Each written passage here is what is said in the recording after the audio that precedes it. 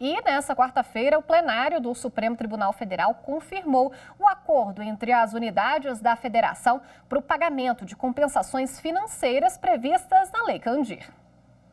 Os ministros do Supremo Tribunal Federal homologaram no plenário por maioria o acordo feito entre Estados, Distrito Federal e a União para o pagamento das compensações financeiras previstas na Lei Candir. A lei foi criada em 1996 e isentou impostos estaduais incidentes sobre produtos exportados.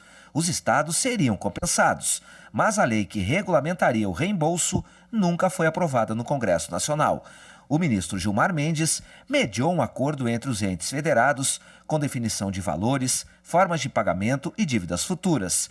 E os estados devem desistir das ações judiciais sobre o tema, que já duram 24 anos. No mesmo julgamento, o ministro Gilmar Mendes também estabeleceu o prazo de 12 meses para o Congresso votar o projeto que regulamenta o tema conforme os termos do acordo.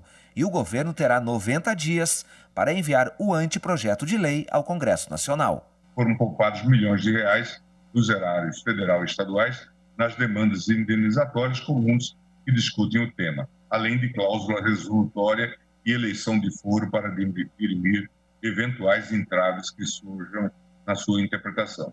Com a divergência do ministro Marco Aurélio, o acordo foi homologado e a ação referendada por maioria dos ministros.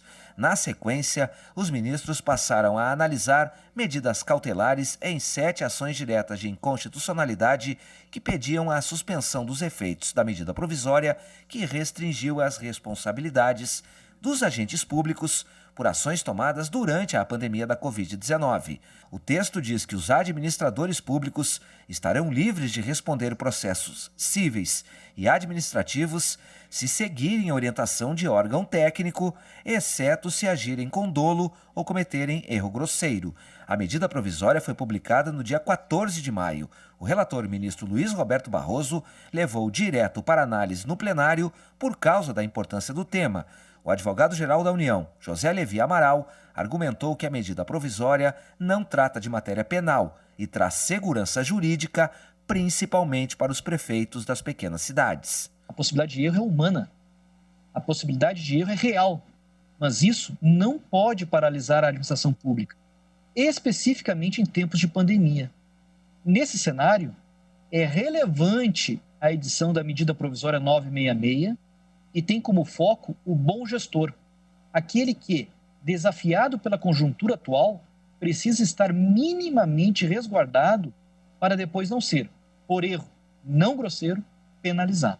Em seu voto, o ministro Luiz Roberto Barroso rejeitou o argumento de inconstitucionalidade por falta de urgência e relevância, feito pelos partidos políticos e a Associação Brasileira de Imprensa, que entraram com as ações. E estabeleceu ainda critérios ao definir erro grosseiro, o ato administrativo que viola o direito à vida, à saúde e ao meio ambiente, e que não observa normas e critérios científicos e técnicos em respeito ao princípio da precaução e da prevenção.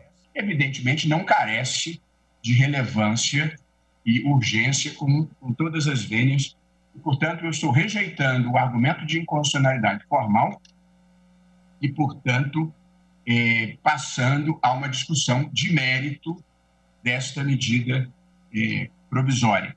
E passo, portanto, presidente, a analisar a plausibilidade do direito. Bem sabido por todos nós que os 2 requisitos para a concessão de uma medida cautelar são a plausibilidade do direito e o perigo na demora.